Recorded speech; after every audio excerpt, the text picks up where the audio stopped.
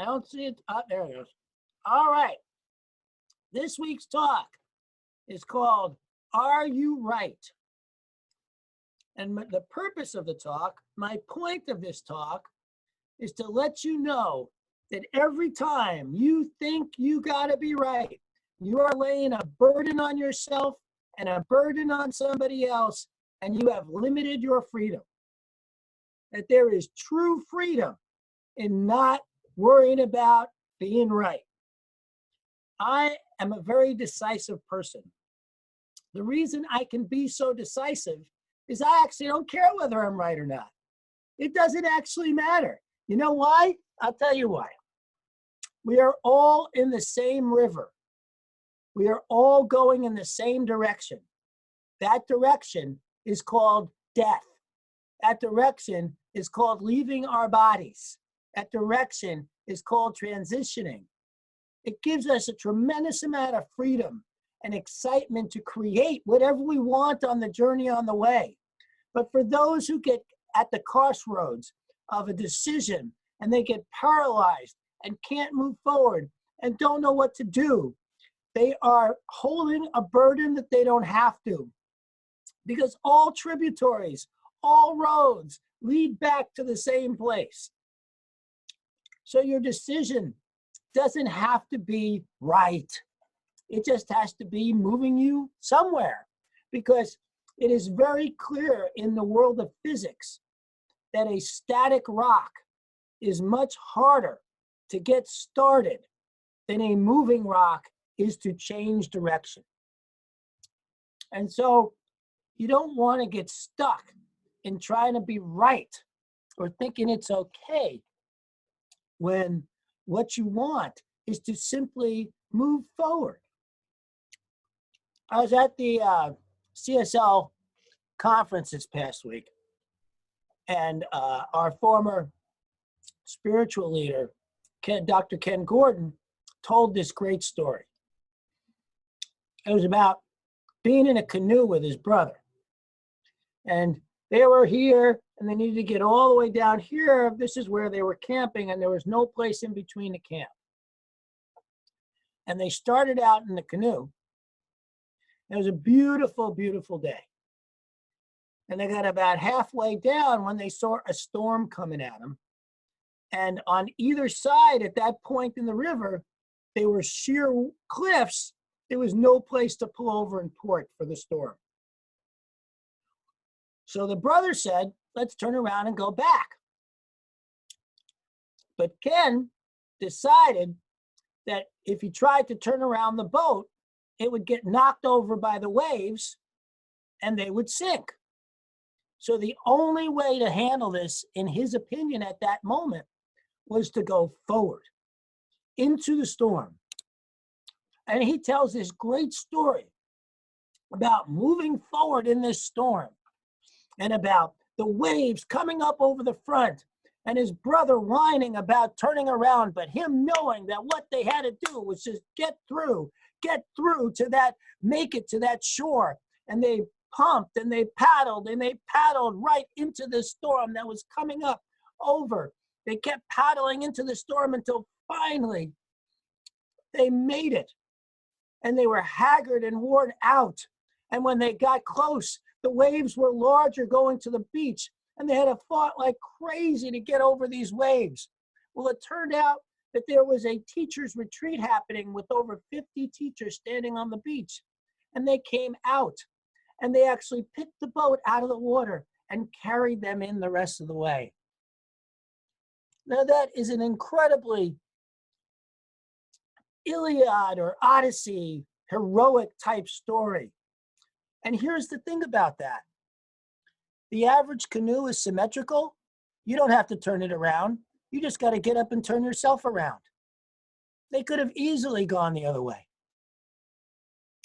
Now, does that mean the decision he made was wrong? No, I wasn't there. But when we lose our curiosity, we lose our options of what's possible when we think we're sure we're right. Once we think we're sure that we're right, we have limited our possibilities, thrown a burden on us, and others around us, in this case, his brother, that maybe didn't have to be there.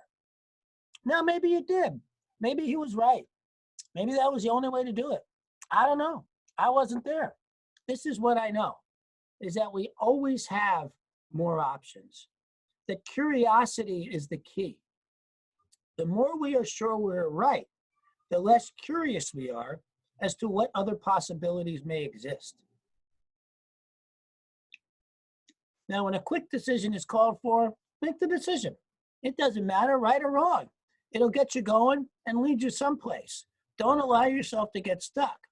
But once you get into a headset of thinking the decision you made, you're sure you're right, you lose the ability to see beyond. You lose the ability to see what other things might actually be possible. So staying open is key even after you make a decision. I was on, I'm shooting a new movie. And in the midst of shooting this movie, I've got a crew for, in movies in the past, we've made over 40 films at our center. And for most of them, I was the lighting guy, the camera guy, the sound guy, the grip, you name it, I had to do it all to make the movie. This time, I have this incredible crew. These people coming in who have volunteered their time, some of which have worked on big major films, are now volunteering to work on mine. And they're coming in to the point at which we were setting up the location shoot at this one house where normally to set it up, everything up, I'd be running around like a lunatic trying to get everything in place. Here, I'm sitting down next to my assistant minister going, I get to just sit here because all these other people are doing stuff. Now, here's the thing about that. As director and producer, I still have to make all the decisions. And what I found is a lot of times when people came up to me and said, is it okay if I do it like this? Is it okay if I do it like this? Even though I could think of a better way to do it, I let them do it the way they wanted to do it. Even if it wasn't what I thought was the best way, because I'm not sure I'm right.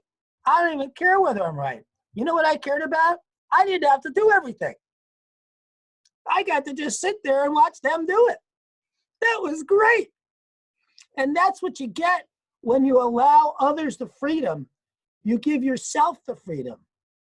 Once you get rid of the idea that you're sure you're right, you allow freedom to exist in your world, in your container, for others as well as yourself, so that they get to be free to play the way they want to, and you get to be free to sit down and relax instead of getting all uptight and thinking it has to be done the way you want it. There is a divine lesson here of letting go, of knowing that the true highest self is that there's nothing wrong. There is no right or wrong here. All is for our good. It doesn't matter. You can let go of thinking that if you don't do it your way, things will go terribly, terribly wrong. They can't. Not in the way we think about things. They can never go wrong. They can only go to the highest and best for us. That's what we believe. So we can't ever worry about, we don't have to worry about whether we've made the wrong decision, because it's for our highest and best whatever. This is an incredibly freeing thought. And this is what I offer you today. Freedom. Freedom to be wrong. Freedom to let go of not being so sure you're right. Freedom to be curious, and freedom to allow others to do it however the heck they want to do it. It's incredibly empowering. It's incredibly healthy, and it is the divine way of being. Thank you.